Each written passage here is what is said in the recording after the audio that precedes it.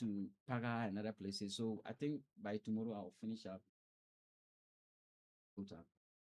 Do you see a regional engagement where people can walk in to tell their side of story?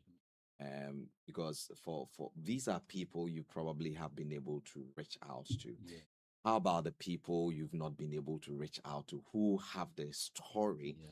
that can inform deeper understanding into do you foresee maybe in the foreseeable future where there could be maybe an opportunity, a platform created like the Accra conference that Yeah. is going to take place, where we can have a regional replica of same? Well, yeah, that's very important. We are going to do that immediately after the Accra convening. Right. We're going to mobilize resources. We are hoping that after the Accra convening, we'll have resources. I'm so happy that we have a regional minister who is so interested in heritage development. I haven't met him. I tried meeting on several occasions in Accra, but I came here and we haven't met. But hopefully, I'll meet him before I leave. And so having that individual in the region is for me is significant. I've seen a lot of the work that he's doing in the region, and I think that's quite good.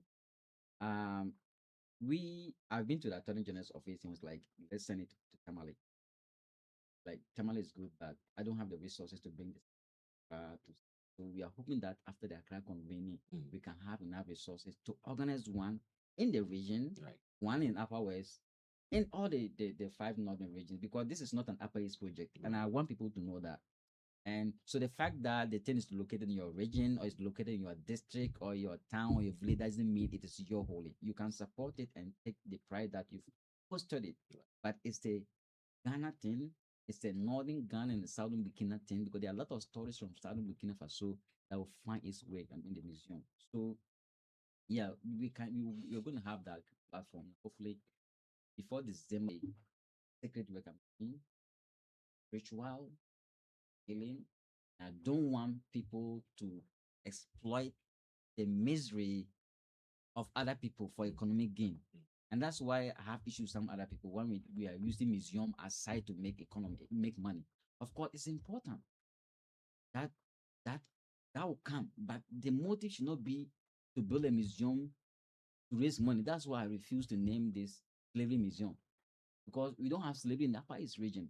And I tell people our people were captured souls. They were not slaves. So when I saw the minister, foreign minister wrote, I wrote a reply that enslaved Africans. Our people were not enslaved. They got there and they became enslaved. They were captured Africans. And so we have to be careful about the terminology we use here, because in the north, there were husbands who were taken. We don't know what happened after Salga, whether they changed their status, but here they were their tankers, they were the CBs, they were the Capulis who were taken up there. And we have to emphasize that. And that's one thing we want to highlight at the crack convening, that we have to be very careful about the term.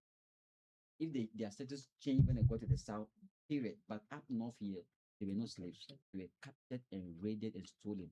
And we have to keep that record just to honor our.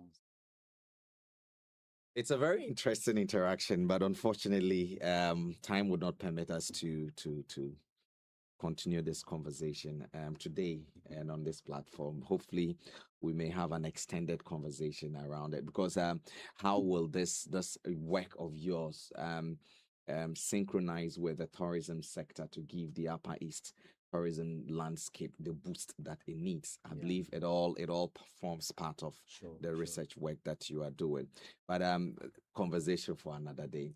Before you leave, you are talking about someone wants to reach you. How do they reach you? And maybe your final words of closure to our guests, our listeners out there. I think you can reach us on Facebook. We All have right. the Dinyanga Museum there. If you go there, you can actually find our WhatsApp contact to reach out to Great. us. If you just Google type Museum of Healing and Reconciliation, you can, but you can also reach out to me by my own contact. All right. 054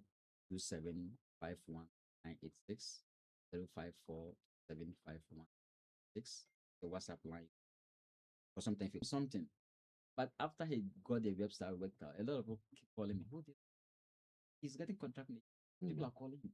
And that's about volunteerism. Once you do good work, people recommend for that space. So if you want to join us, you can reach out to us and need your support. If you're in Accra, you think you can help us organize the event, we need you. If you're an individual, you think you can sponsor the program, we still need that support. Thank you very much, Emmanuel. We are grateful for spending time to interact with us on this particular very important, I can say historic event, and we want to hope that the partnership would come in, and this was going to see the light of day. This is A1 Radio. We'll be back after this break to continue the discussion here in studio. Don't go anywhere.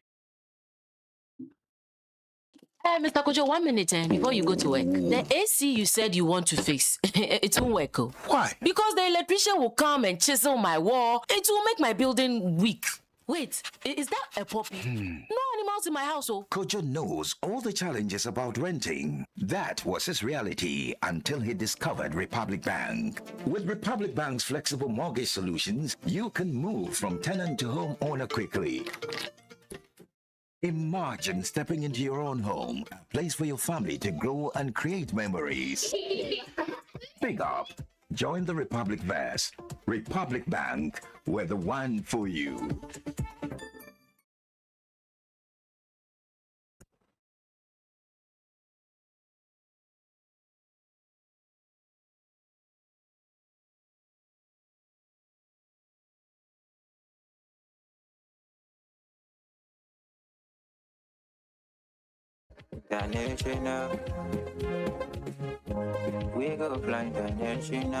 Looking for a reliable bank you can trust? Choose Nara Community Bank PLC, your partner for a brighter financial future. Save with us, borrow with ease, and grow your money with confidence. Open your Susu, savings, salary, or current account today. Plan ahead with a Nara Child Education Trust account for your children's future. Enjoy easy banking with mobile banking by simply dialing *992#. Other e-banking services include Momo, Ghana Pay, eSwitch, ATM, and SMS Alert. Banking made simple, anytime, anywhere. Need a loan for your business, farm, or personal needs? Nara Community Bank PLC has you covered with flexible loans, including controller loans with low interest rates. Be a shareholder of the bank by purchasing the bank's shares. Invest, save, and grow. Visit the nearest Nara Community Bank PLC branch today. Nara Community Bank PLC, empowering dreams through reliable banking.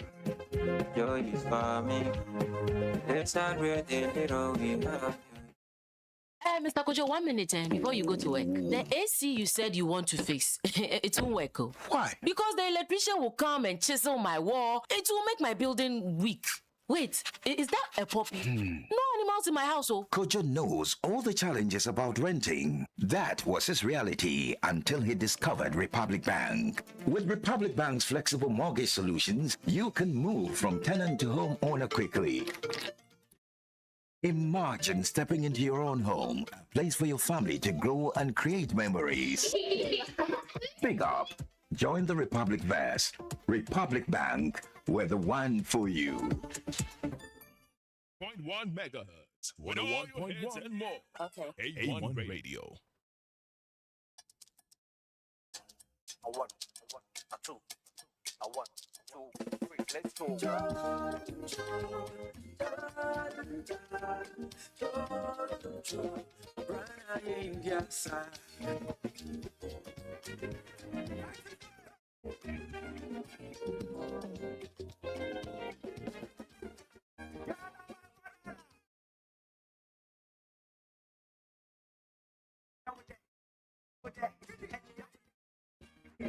I smile too much, I'm way too hot, too spirited, I'm cool tempered. They say my dance is video, my girls are hit you. I love my soccer, all my ladies taste like sugar. I'm made in Ghana, I'm made in Ghana, I'm made in Ghana, I'm made in Ghana. You can take me to London. All right. Still here on A1 Radio 101.1 FM. I'm made in Ghana. I'm made in Ghana. I'm made in Ghana. You can take me to London. I'm made in Ghana. You can take me. So something big Something big is coming this July, and definitely it's bringing the knots with it. You are welcome to the Northern Business Fair 2026, where culture meets comments and Made in Ghana takes center stage. For 2 exciting days, Jubilee Park will come alive with creativity and innovation. An enterprise from across Northern Ghana will meet. So from hand-woven smokes to beautifully crafted products and fast-growing local brands, they will all meet to discover, connect, and grow. We will have top SMEs, startups, in fact, homegrown brands all in one vibrant space. It's the Saturday, the 25th of July to the 26th of July 2026 at the Jubilee Park in Tamale from 9 a.m. to 6 p.m. And that happens each day. Ready to showcase your business? If yes, call 020-5973-973. Don't miss it. Be a part of the story. The Northern Business Fair 2026. This is powered by Channel 1 TV and City FM. It is proudly sponsored by EcoBank. Media partners include A1 Radio and Boga FM.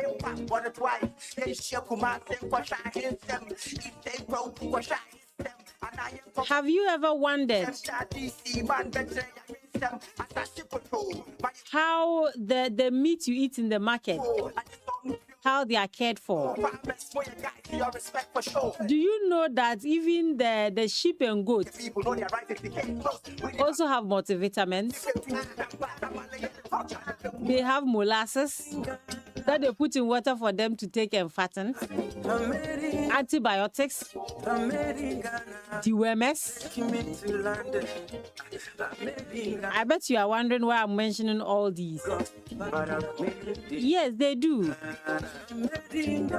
But you and I cannot start administering drugs, or if you like, medicine,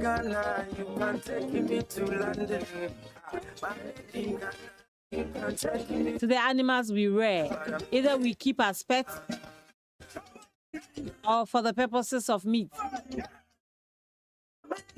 We have people certified who have been trained, called veterinary officers. How many of them have you encountered? I'm not too sure you know more than 5 of them. Yes, because there are not many in the system. It's the reason why this morning we are going to have a conversation. 1, 2, 3, let's go. And I have in studio the municipal veterinary officer for Boga and a veterinary nurse to help us start this conversation around veterinary, what they stand for, what they do, and whether they are resourced to do all that they have to do in the region. It's a conversation that concerns you. It concerns me. So please do not touch that dial. All my ladies taste like sugar. I'm Stay tuned in. And remember that Petrosol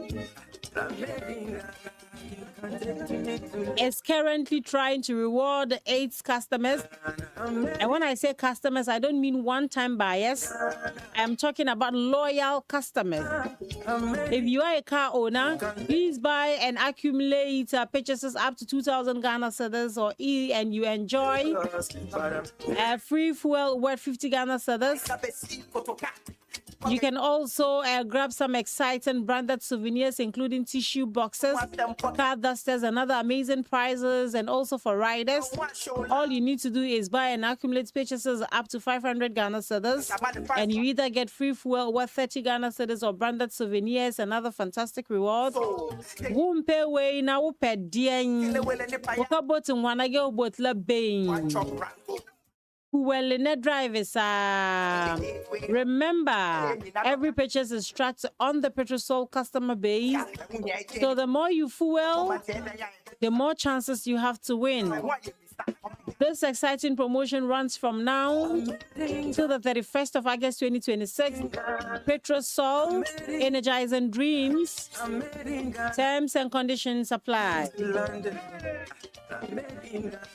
You can take me to Lagos, but I'm waiting. So there are times you wake up to fake messages, supposedly coming from your bank. Sometimes these messages are coming from fraudsters who have created fake websites. These websites look like your bank's name. They have same logo, same colors, same design. They may send you a link asking you to verify or send in your details. Sometimes they tell you risk losing access to your accounts if you don't. Once you enter your information, they take control of your account. Before you click, please check the link carefully. Some fake links may appear genuine at first glance, but certainly something slightly would appear to you. Once you take your time to read, you begin to see extra letters, sometimes missing letters, sometimes numbers replacing words. Others may use long, confusing web addresses or shortened links that hide the real website. Never click suspicious links. Instead, quickly visit your bank's official website for information or contact the bank directly using its official numbers. My brother, my sister, please shine your eye, spot the fraud, please stop the fraud. This is brought to you by the Ghana Association of Banks. And on that note, I cross over to Studio B to start my conversation with the veterinary officers in-house. Good morning to you, and thank you for coming. Good morning. Thank you for having us. Good morning. This is a very familiar face.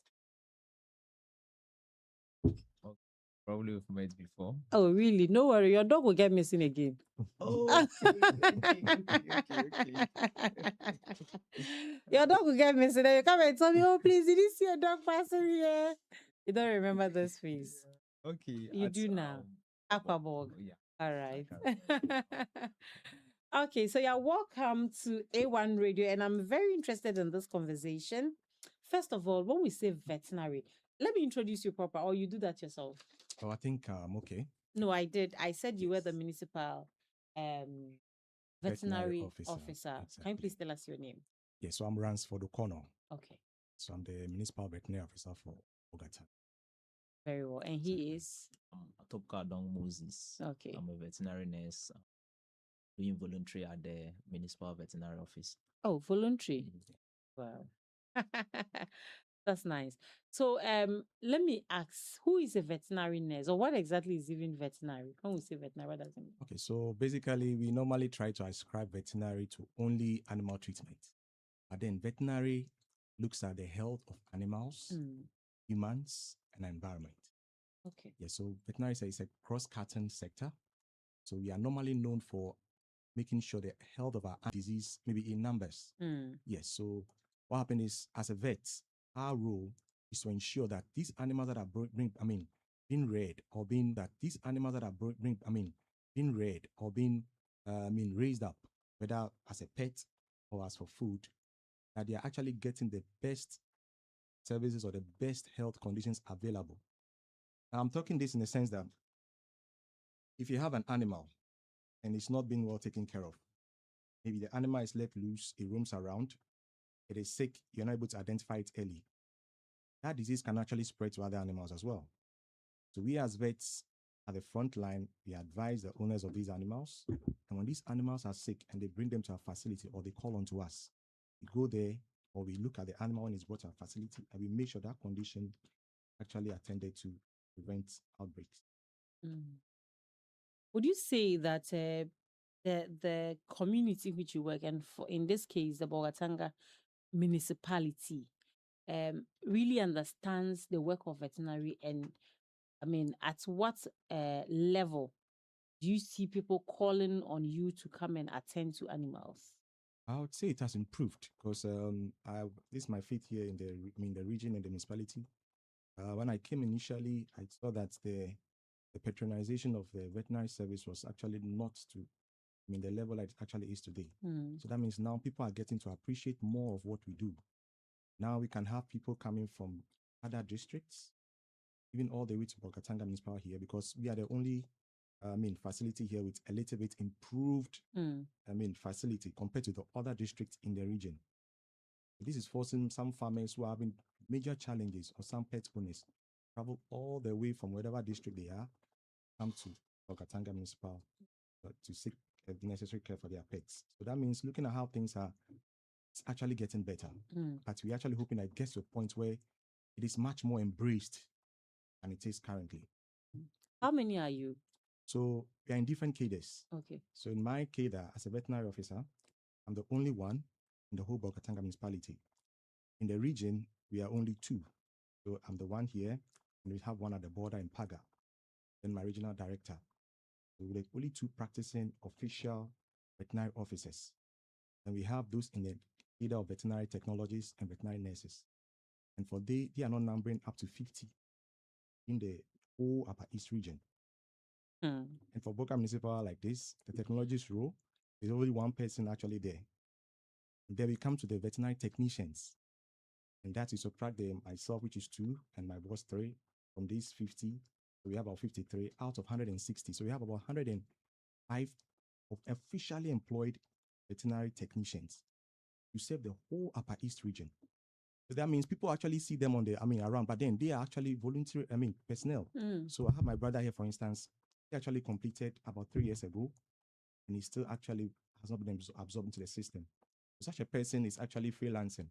So anytime at all he decides he can actually go to work or not, because he's not officially employed. The numbers are actually challenging. And so we are unable to meet all the needs of the farmers and the animal health in general. You talked about there being an improvement in the patronage. Yes. It means that what you have now, if you have more people accepting to access your services, you would have a challenge. Exactly. Because even with the little patronage you have, you are still constrained with stuff. We are very constrained. The good side is that as they patronize, we're actually able to advise them, able to know what practice to do, because looking at our numbers, we can't attend to every farmer in the whole region, even Bolga Municipal as well. What happening is that as some come, we can actually try to organize some farmer forums, because we know we will not be able to attend to every farmer individually. We organize farmer forums, educate them as a group, and then now we actually hope that if anything goes wrong beyond their capacity, they will result on us. So as it stands now, the numbers are a major challenge. We cannot meet every farmer as we are supposed to. And this is giving rise to other people coming on the field as quacks. Because once this happens, it makes a gap for people that are actually looking at the weakness in their system and come in and pretend as if they are vets. And because the medications are actually easy to get. Yeah. They walks into the shop. I was mentioning a number of them. Exactly. So you walk in, there's no regulation, people buy them. And this is even leading to another bigger problem ahead, which we'll discuss coming forward. Yeah. So you talked about organizing, trainings and all of that. Usually, what do you tell farmers? What are farmers, especially those in the area of farming, animal farming, rearing? What exactly are they supposed to know? So basically, we are not really trying to push the drugs onto the farmers. Okay. We want to prevent the disease from happening, because that's the best thing. Because every drug has its side effects. Yeah. So what we're trying to do is that we're actually trying to educate them on how to ensure good biosecurity practices.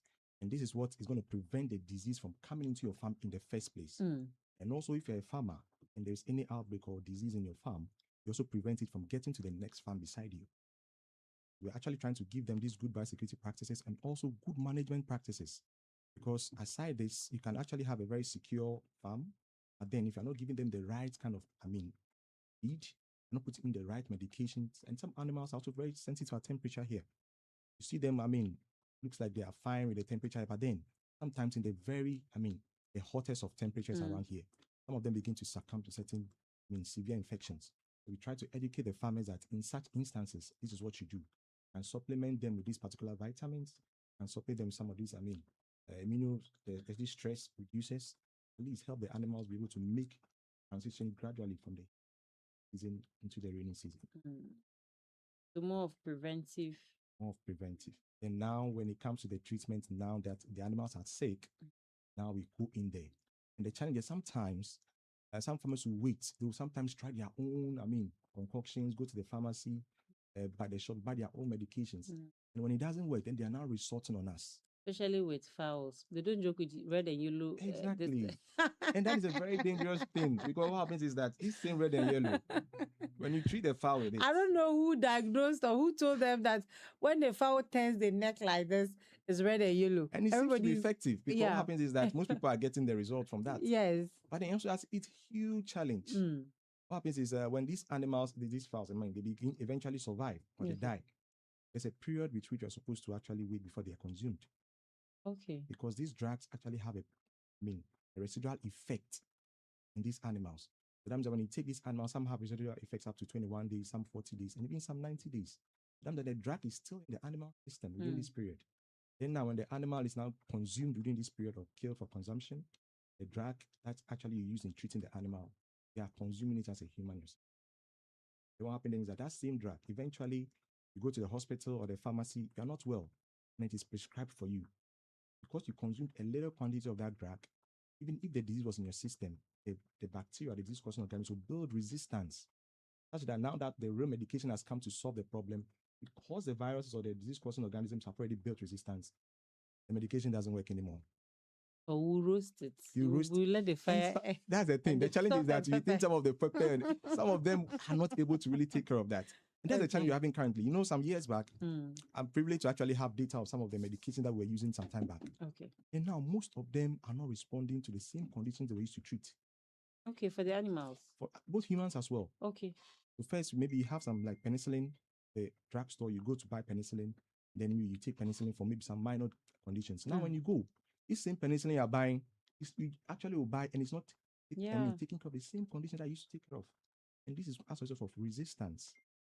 Because we introduce a small number or a small quantity through some of these means, inappropriate, prescriptions. We went there and then we took it, we bought it over the counter without necessary prescription. And now the disease-causing agent builds resistance. So eventually, when the disease-causing agent has now come in full attack again, it has already built some armor, and it's a big problem that we are currently facing both in the human health sector and the animal health sector. That's serious. Let me come to you, Mr. Dungo. How does it feel to have all this knowledge, to have all these the desire to serve and not being employed? Does it affect how you someone just sent me a message. Then I joke, I'll confess on air. Now I gave an animal red and yellow. Please allow me. I didn't. I saw someone doing it. Yes. So how does it feel? Because I see you, I see how passionate you are about animals and all of that. All of us, when we go to school, the dream is when you are done, get employed. And how is that affecting your output? It affects me. I don't know how to put it. So everybody, as you said, after you learn these things, you want to put them into use. And this is the case, you come home, have to sit with you. Fortunate for some of us who try to get engaged, still learn new things every day, or those who goes home to sit down. With time, they forget a lot of things. Yeah. Now we just hope one day we get into the system. At the time, we don't want to sit down. So you don't forget. Okay. And one thing I wanted to add up is about this red and yellow you spoke about, and the second thing is these animals they fall sick, they die, and meat we have to consume. Mm. It's a saying that a man sleeps with a cutlass food every night. But one day, just like years ago, it happened somewhere around Binduri, why people consume dead cow, and it even led to people dying out of it. Mm. So we think it's a normal thing we do every day, and it doesn't have any effect on us. But one day you eat a dead animal up to something. This disease, you hear that it's in this house, and the following day another house has occurred there. Mm. It's just us who are transmitting it from one house to another. Mm. We do open defecate. Okay. You eat your dead animal. You go, the animals go, another bird goes and eats from the Mm. feces, and that's how they pick it, and they Mm. transmit it, and that's how it goes on.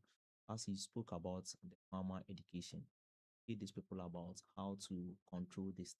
They didn't know that's how they do.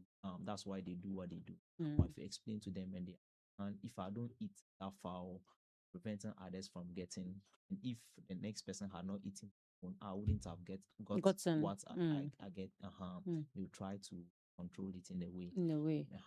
Very well. So we see people. Is it okay to call you Doc? Yes, Yeah. actually, that's my title, but I don't Yeah. want to use it. We see people, farmers, they have their own penicillin, they have their own antibiotics, they have their own medications basically, and they administer. They see the veterinary people come and they hold the tie and hit it like this, and do the injection. So, it's not difficult to do, so I can do it myself. What would you tell those people? Is it even appropriate to have your own medications at home, especially the ones that has to be injected? In fact, it's actually a very bad practice. And I'll also partly blame some of my colleagues in the field, because what happened is that once we're actually trying to do this, we don't educate the farmer properly on why we are doing what we are doing. So sometimes the farmer comes, he tells you, my animal is not eating, my animal is passing a loose too. And then they don't delve further or explain to the farmer what may probably be going on and look at that treatment approach, what you're going to do. So when the farmer tells him my animal is not eating, the guys come, where's the animal? Okay. Then they take the medication, they inject. Anytime the farmer sees such repetitive actions, he thinks that anytime this thing happens, this is what they do. And then other side effect of this is that for every drug, there's a dosage that must be given, administered. And there's a number of times it has to be done. What happens is that if you are not trained to be able to administer, not even the dosage, even the site of injection as well, you can go and inject an animal at a site where the medication will now just be, it will just be in the body of the animal and wouldn't do the needed, be able to effect the necessary changes. And also dosing. You can overdose. And overdosing can actually kill the animal because the body will now become overstressed. Make use of the available drugs. For some of these drugs, they have different organs of the body they go to, come to the heart, to the brain, to different tissues of the body. And then there's the issue of underdosing as well. And for the underdosing option, it's even very, very dangerous because what happens is that the disease you are trying to treat, it's a specific amount of the drug that has to go in there. And all this is calculated by the weight of the animal, the age of the animal, the animal species. It's not every animal that you are giving the same quantity of drug. No. When you come, for instance, at the clinic in veterinary, the Burger Clinic, for instance, you have a scale. Weigh the animal, take its vitals, as of the age, the disease that's actually happening, and then we'll now have to make a decision using a decision tree. And because some of us have been in the system for quite a while, we know what to look out for. So what we're actually taking the parameters we are from the farmer, and when did it start? Because the period that it started can also give us the idea as to use this particular drug, don't use this one, or use this one. When farmers actually go ahead and restock all these drugs into their barn or their yard on their farm, they administer them at their own, convenience. It's actually creating a bigger problem. Because as I said, if some of these drugs are not being regulated, the disease that they are meant to treat will not be treated, will not respond to these antibiotics or these drugs again. Because eventually you're supposed to give this quantity, maybe you give too much than it, or you give lesser than it. And now you did that for a repeated number of times. Now the organisms you were treating have built resistance. Once it has built resistance, now you come to the vet because you're not getting the results. And when the vet comes in, sometimes farmers don't also tell the vets that, oh, I started treating with this medication. But some of them don't want to be implicated. Yeah. So they come, oh, this is what is happening. And we try to find out from them. Some of them will not tell the truth. And then we go in with the medication that they also used. But then we are going in at the right dosage. And because they actually did something wrong, even the right dosage which the vet is going in will not be responding to it. And this is a case where we have to look for other better options. And the challenge currently is that we are actually under-resourced. We need to know what better option to give at the moment. Because right now, if an antibiotic is not working, what we the vets have to do is you have to perform an antibiotic sensitivity test. I was just about asking you whether you do lab tests to determine what ailment is, worrying the particular animal. Because it's more of observation. With what I have seen, they just come, they observe, and they tell you what to do, or they do what they have to do. Yeah. And that was one of the lapses in the system. Because our diagnostic capacity is currently being beefed up. I say, since the past 5 years, we've seen a major improvement in our laboratory capacity. Now there are tests we can run. We can take blood samples from the have a machine that we run, take some samples as well. Want us the other different tests that we actually can perform. I would still need more facilities to be able to, more resources to be able to keep the facility. And the challenge here is that now we have only one facility in the whole region that can do that. So now if the officers are bringing in, it becomes a heavy workload for the officer there. And there's only one person in the lab too. Wow. You can just imagine, just one person in the lab receiving. It's going to be a very poor laboratory turnaround time. What's happening is you send a sample to the lab, you're able to get a feedback almost immediately or within the next 24 hours to be able to help your treatment decision. But then it's going to take you about a week. And so it's going to take you about a week to get your results. We have that at the time. Now what happens is now we are forced to actually treat based on the clinical signs. But because you've been trained, some of these diseases, look at the clinical signs, the cause of, the disease, how it started. We ask for some history, the age, and it helps us narrow our diagnosis to what particular disease we can be looking at. And sometimes, most of the time, because you are trained, we call it differential diagnosis. That means what you're actually suspecting are almost all the time be 70 to 100% right, because we know exactly what we are doing. We are getting results. Very well. There are instances where animals are trying to, how do you call it, give birth? Yes. And they struggle. Yes. In women, sometimes the doctor can say that, oh, looking at your condition, we have to do CS. So even before you know that you have to give birth, you already know you are preparing for CS. The same said about animals. And do you do that? Because I've seen some videos of that happen elsewhere. Do you have the capacity to perform CS, cesarean sections here? Yes. Well, the CS is one thing we actually do regular. Yes. So I think until I came to the region, we're actually doing it in only the sheep and goat. That's what most of the officers on the field are capable of doing. And when it comes to other species like the dogs, there's a few of us. It was myself, like this in the cadre of the veterinary officers. Those of us are the ones that can actually do that. Since I came to the region, so far we've been able to do successful CS in dogs as well, able to survive with them. They also advanced surgeries such that, like recently, about 2 weeks ago, we had a dog who, in humans as well, it actually happens where they have pus in the uterus of the woman. They may try treatment several times. If it doesn't work, they may have to take out the uterus. This is a very, very delicate procedure. If you're not properly trained to be able to perform it, you can't perform it. So 2 weeks ago, we had that instance. And brought it to take out the uterus of the dog, actually surviving right. Safely, the dog is actually. But then what happens then is that post the surgery, you have to be able to get the diagnostic capacity to monitor such patients. But the surgery for me, and then those of us. The dog is a patient. It's a patient. Okay. Yes. For those of us, the surgery can be done. But then there's something that we call post-surgical care. It's very, very important. And if you're not capably resourced or not adequately resourced, able to perform a very good post-surgical care, then you find. Do you have admission wards for them after the surgery, or when the surgery is done, the owner has to take the patient home? So currently, we have I won't say a world-class standard ward. We have a room. We also have some cages where we keep them. But then, even with that alone, it's not enough. Because you have to monitor their vitals every now and then. Yeah. And you will need personnel to be with them. Just like in a human hospital where you they might even be aggressive at a point, especially with the dogs. Exactly. What happens that because they've gone through such, conditions, some of them because it's been a surgery, the pain. So you have to monitoring them every now and then, be giving them some pain medications, and feeding them, supporting them, is while they are there, so they'll be able to come out of it. But since the numbers are not there, you can't. Sometimes the admission is very, very challenging because we all close and we are very exhausted. Okay. At the clinic, for instance, we are only 2 officially employed officers at the clinic. All those helping there, or 5 of them, are all voluntary personnel. And since they're also not on salary, they're not able to really, say, okay, you're going to stay here overnight and help monitor this patient recovers.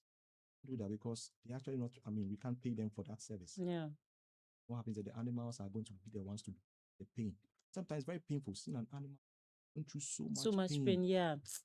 It's not a refreshing scene, It's a challenge. But then, especially like I when said, they are dying. when they are dying. Yeah. And some of these deaths, I actually believe would have actually prevented them if Prevented. we had the necessary logistics and equipment available. This is a case where our hands are tied. Yeah. So I'm sure people are listening, and some of the questions I ask might actually be in line with what they want to ask. A lot of times, when they give birth, they are unable to breastfeed. Either the little one refuses to breastfeed, or the mother has a challenge, and there are some that will even kick you away, will not allow you to come closer. What do farmers do in that type of situation? So what happens is that first we have to diagnose, because when the animal gives birth, we have to be sure that there is breast milk, enough breast milk, the breast or the udder. So if there is not enough breast milk, that instance we'll have to recommend a supplement. So we have some supplements on the market. For dogs like this, the one we use for humans, babies as well. Can also use the same thing for puppies as well. Okay. Then for the sheep and goats, it becomes more, it's very difficult process, because for that you have to now seek for another milk from maybe a lactating sheep. Sometimes some are forced to use the milk from cattle used for the sheep. So those that mix nido and give. So the nido happened, then the nido just is, most of them are not, they are processed proteins. Okay. So they don't have the real protein that the breast milk offers. So sometimes the milk and protein can sustain, but there's something that we call colostrum. It's actually the first milk within the first 72 hours that the mother has to give to the fetus. It doesn't take that colostrum. What happens is that the young one is liable to so many infections. So although the needle and the NAN1 can actually help with energy and some proteins, then when it actually comes in phase, maybe it actually contracts certain diseases, the chances of survival are very, very low. What happens sometimes too, like I was saying, there are certain medications that we actually have to administer because they have actually given birth, but then that hormone not actually in a quantity that the body will be able to use to produce the breast milk. And that same drug also stimulates the nervous system. So it's like it excites their mind as well. Like in hospital, most health workers know that oxytocin. So we give that, oxytocin as a medication. It's a bonding drug. It actually helps with the hormone to bond the fetus or the baby to the mother. We administer it. If the breast milk is not flowing well enough, and then there's a capacity to produce breast milk, actually help with the milk production. It also has an effect on the brain as well. The bonding of the mother and the child. It helps the mother to also at least try and then stimulate or get the young one eat. So it's a whole process that will have to be followed. Can't tell a farmer, if it's not breastfeeding, just go in and give this medication. Sometimes, like I'm saying, it could be that maybe there's a wound around the udder where the mother is. When the process of birth, she's too tired and too strained. Such instances, when we observe, we don't have to go in with any other medication, but just a painkiller. Help the mother, come out of that pain. The young one gets there and actually suckle. Sometimes the young one, because they're not able to, their tongue cannot, really strong, the muscles in their tongue are not strong enough for them to suck. That's why you have to go in, maybe draw the milk from the mother's breast into the feeding bottle inside your hand. Noted. We are still live on A1 Radio, and we are here this morning with Dr.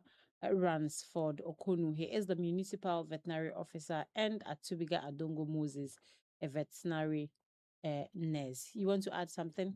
Please do. What I've observed about this animals giving birth and allowing their small ones to suckle is also have to do immaturity, like well-established farm, they control breeding. So Mm. when the animals comes on heat for the first time, but then it's not matured enough to start reproduction. Mm. But then because they are in free range system, no one controls it. So Yeah. that's maybe children. Children. Yeah, Uh-huh. okay. If The that- farmers actually love that.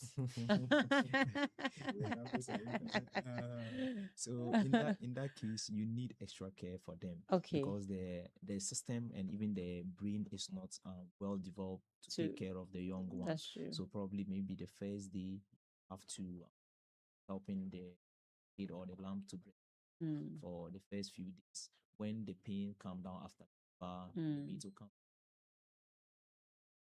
Small one to is strong enough to Yeah. so forced to breastfeed. What I wanted to.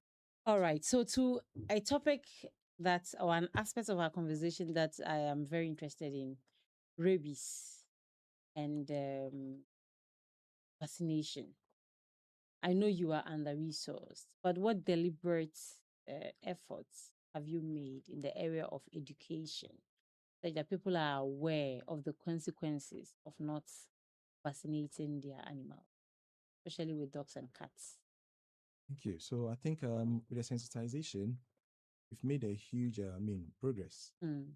Because now don't treat rabies only as an animal health problem, then a human health and a public health issue. Mm. So now we work very closely with the Ghana Health Service, colleagues in the Ghana Health Service. What we are doing is that now, actually on some sensitization drives as well. So on sometimes when you get the slots for radio discussions, come on the radio to educate the public on the rabies and what to look out for and the need or the importance to vaccinate their animals. Other times too, we actually have some farmer forums, which I did mention about, where we meet some of these farmers, the group, and then we educate them, let them know that this disease has rabies. Once the signs and symptoms set in the human or the animal, that is it. That person is, or that animal is just going to go just like Mm. that. So these are some of the initiatives we are putting in place. But then, like I said, if we're properly resourced, it will be more effective. Now, there's a system that we have now put in place, which is the integrated bite case management, which has now made it easier for people to report to facilities and then get the post-exposure that they actually need. Then it actually is more costly because the anti-rabies, you're looking at rather preventing the rabies from the host or the Mm. ones that's going to transmit the rabies. It's far more cheaper.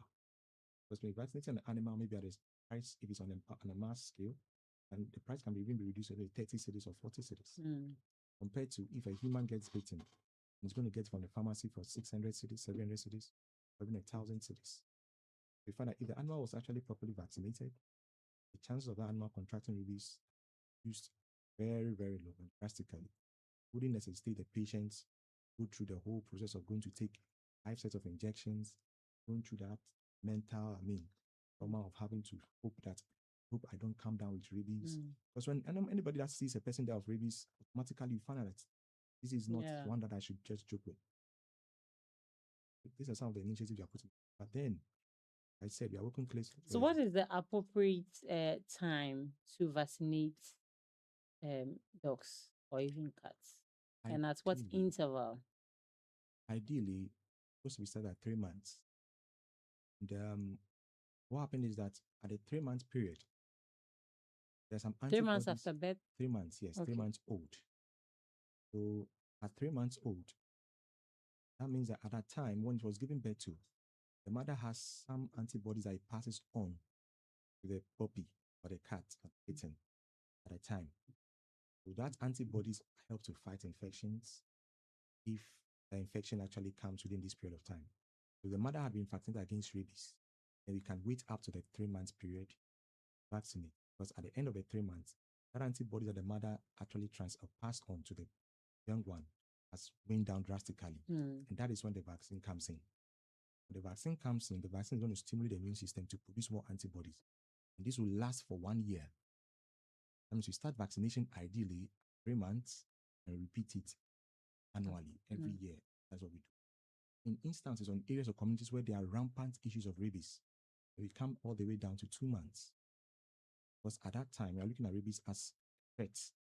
So instead of we waiting for the 3 months and go all the way down to 2 months, if the puppy is fit, vaccinate. Then we repeat when it's also 3 months. Okay. Exactly. Then we look at the annual vaccination.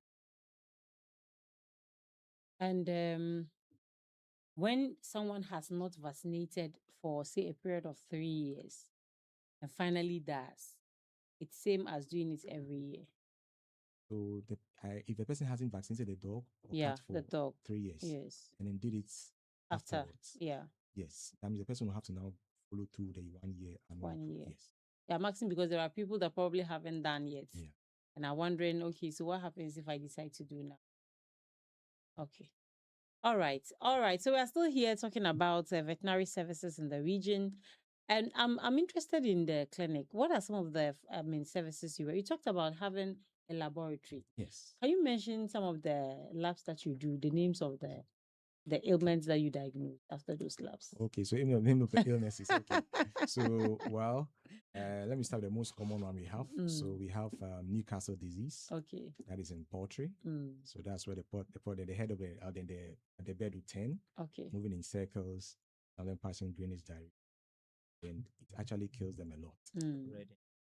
What people what would they, what some people use red and yellow to cure? What some people use red and yellow to cure. We also have the avian influenza as well. Okay. Yes. Currently, avian influenza is actually zoonotic, just like the Newcastle. That means that if the animal has it, it can pass it on to the human. Okay. Yes. So what happens is for the avian influenza, it's even much more dangerous. The Newcastle, if your immune system is suppressed, that can actually contract it. And we have something. In the dogs, we have parvoviral infections. We have some worm infestations as well. And we have this is called myiasis. It's actually around this time of the season, we're actually going to record it a lot because it's raining and there are a lot of flies. So the flies come and then lay eggs on the animal, the wet area of the animal skin. When the eggs hatch, they turn into maggots. And these maggots eat into the skin of the animal gradually. And this is another condition that actually happens. So aside the parvovirus, we have leptospirosis, we can actually diagnose them. We have canine influenza, then we have comes the sheep and goats. Sheep and goats, we have PPR. I asked because when I meet people like this, I want to appreciate everything as much as I can. Like majority of the things I had doubts about or I was thinking about. I think I saw somewhere eggs that you need to wash them well before you use. Obviously when you buy eggs and they are dirty, you have to wash them before. But some people will just break them straight into the pan or break them into a bowl to whisk and start using. That typhoid can be gotten from the eggs, the feces of the droplets or whatever. I don't know what the appropriate word to use. So I wanted to understand. So this is the reason I asked you to mention it. I was expecting to hear typhoid in there, but you didn't. But what's the link? Really, I want to appreciate if what I learned is true and how, because a lot of times we attribute the getting of typhoid to several other things, maybe through water, through this, but there are other areas where we could get. Is that true? Yes. Okay. So the bacteria or the positive organism that the is implicated for type. salmonella. Yes, that's salmonella for the typhoid. Actually, also in poultry. So we have something we call the fowl typhoid. But then the good thing is that the fowl typhoid, the strain is not very dangerous in humans, but then it has the capacity to mutate. For the dirty egg, for instance, the eggs too, they have pores in the eggs. Yeah. The eggs, they breathe. Yeah. That's why. So people think that the egg is a sealed container. No, actually has some air pores. That's why sometimes they ask you to put it well for. Exactly. Yeah. So you find out that if the egg is dirty, or maybe if you have a farm, and then the birds actually they are droppings all over, and then in the dropping there's a fowl typhoid, or the birds actually have typhoid. And then let me also chip this in. Some of the animals, they have a condition we call they are asymptomatic. So that means that they actually have the disease, but they are not showing signs of it. Okay. So they can be passing the disease-causing organism, maybe the Salmonella typhi, through their feces. And so this Salmonella typhi is in the feces of the animal. And then when they lay, they also lay into the feces. They pick these eggs, and then the egg is actually infected with Salmonella. Go, you break it, thinking you're safe, and then end up contracting the Salmonella. Yeah. All right. Let me come to Adungu. Is there anything you want to add?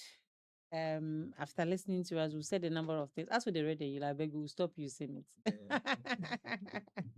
So don't talk about that one. So currently this season, what I observe about farmers is we have this particular is that it's at its peak. Talking about parvovirus, you have a puppy below the ages of 9 months, come down with they vomit, they run diarrhea, they refuse. It's actually a viral infection, and there's a vaccine for it. Really, they say. Yeah. So we have a way of preventing it. But if those with the foreign dogs, they find it more convenient to do the because the vaccination is a bit expensive. And those with the local dogs will compare the price of a dog to the vaccination. But when it comes down with this particular, what it does, it's a viral infection. So we don't have anything treatment against it. Like it's a management. We try to control symptoms, the signs. Yeah, that's what we do. And usually the treatment is also as expensive as the vaccination. So people find it difficult to afford for the treatment. There's an alternative we try to use by giving them medication. Because the animal is running, it's vomiting, and it's not eating. Definitely it becomes very weak. And if you don't give it something to give it energy and replace the lost fluid, you just go in with medication. It's very difficult to get results. Farmer will be like, the vet came and passed on. Some even believe when you have a puppy, you don't have to inject it because when they inject it, it's a misconception. You need to understand. If you really want to do the right thing, there's a high chance of you getting there, especially with early intervention. But if you wait till the time that the virus gets into the body, very weak, try everything, wouldn't get the results, especially here that we don't have the necessary equipment like other places have intensive care unit. Meaning so currently that's just the problem we face. The vet came and All right. Thank you very much for the explanation. You know, the foreign dogs, because of how expensive they are, owners are always interested in vaccinating them and getting them the medications and all of that. But if it is the local ones, they feel that, oh, this one. But like you are saying, oh, when it dies, somebody's dog would give birth somewhere and I'll go and pay 50 Ghana cedis or 80 cedis and take it. You forget that it's life. It's also living, breathing like you. And they protect us in so many ways. Sometimes you are sad, they will run to you, try to jump around and all that. The joy of seeing them. Yeah, I don't like it when I see animals not well. It's very traumatizing experience, especially when you know something could have been done earlier and the necessary action were not taken. Yes, this is not a good experience at all. All right. Your final words. Let me start with Doc. So I'll actually say that we'd have to give the veterinary sector more attention. Okay. We have to give more attention. I Because agree. looking at our numbers currently, they are very, very, very, and the number is just below what we actually expect. Plus, we actually under-resourced as well. Because you can see, if these are the numbers. Sometimes the strain on those in the system is going to be too much. Yeah. That we can't deliver. So we're actually employing stakeholders, policymakers, to look at this sector very carefully. Because if you also actually, let's say, God forbid, anything happens out of the district or environment elsewhere, an emergency happens, and it has to get somebody of mine training to be able to handle. It'll be difficult. It'll be difficult. So that means we are going to be losing more and more cases. Plus, those that are actually also in the system employed, many. Yeah. And they have other issues aside work. So at the moment, every district has an office. Every district has an office. Just that Only the staff. clinic in Bolga have other clinics, but then so far it's only 5 clinics in the region that are functional. And we have offices in the whole region. Walk into Who has a bag with a lot of has a bag with a lot of and it's on a motorbike and ready to pick you around. It's a big challenge. All right, let me come see you, Adongo. All veterinary officers have bags and they have medicines in it. They just demands it. Mobile clinic. Exactly. All right, please go on. So our like to it's unemployment. Mm. In region, the town that we have, people are still don't get people don't still get the services.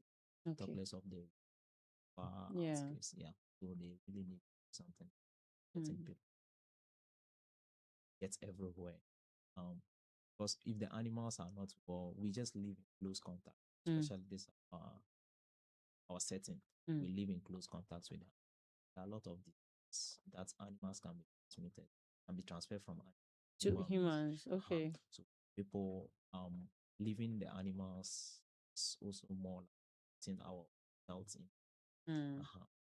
That's what I would like to mention. And the vaccination too. I Okay. think we should be encouraged to Do vaccination. that. It's way less expensive to So let to let, vaccinate let me you. allow you put your numbers out there because you can go around. I mean, as compared to Doc, so that if people really want to reach out for further clarification, and that's of Dog as well, because I'll be coming to you for a cesarean section very soon with Oh that. wow, interesting. I'm waiting. I'm going to start preparing. I will bring in an animal for C-section. I want to witness it. This one is the elective C-section. Wow. The animal will not be happy with you. If you want to observe, probably we'll have to invite you when we have one. Exactly. Yes. Okay. So please put your numbers out there.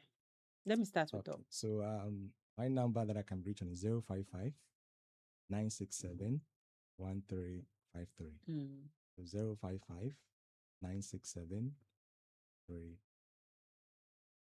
Mine is 024 Mm. 22 77 024 22 77 00. All right, so this is where we draw down the curtains on the conversation around the work of veterinary officers and their pressing needs. The numbers are not encouraging from what they've told us and the number of farmers we have. Did you know that I'm a farmer?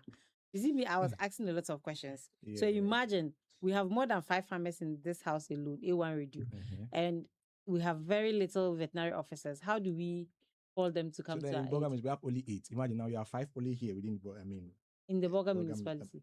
like A1 already are just 5 here. Okay. Now for official officers in Bogam municipality, we are only 8. Wow. Imagine. So 8 of imagine if us. all of us, all the 5 of us are looking for you Ex- one morning. It's sad. So we have to continue advocating for some of you people to be employed. But do we have enough of them in the system that Yes, are we have unemployed? actually a lot of them that have been trained that are Okay. yet to be absorbed into the system. Okay. And some of them are forced to do other things, going to mining and galamsey because they are not even employed. Buy bags, go to doctor. Buy bags and go to doctor for him to give you the. But I mean, for Moses, he's doing very well. He's Okay. actually one of the few that actually volunteered. Okay. And he's very helpful. So Mm. we encourage more of them to More of volunteer. them. All right. You know, volunteerism is free, but it comes with its own reward, though. Exactly. It's free. Most of the time, so I'm volunteering is free, but my dear, it's not free. You will get something. It's better than sitting in the house. So please volunteer. Go to them. Let them send you to the places they can reach. And I can assure you that you get fuel money to come back. Definitely. Yes. All right. So, Doc, thank you so much for coming. And Moses, thank you as well. You're welcome. All right. One, a two, a 1, 2, 3, let's go. All right. Yes,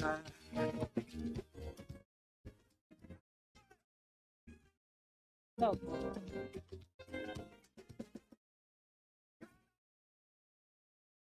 So, yes, we are wrapping up.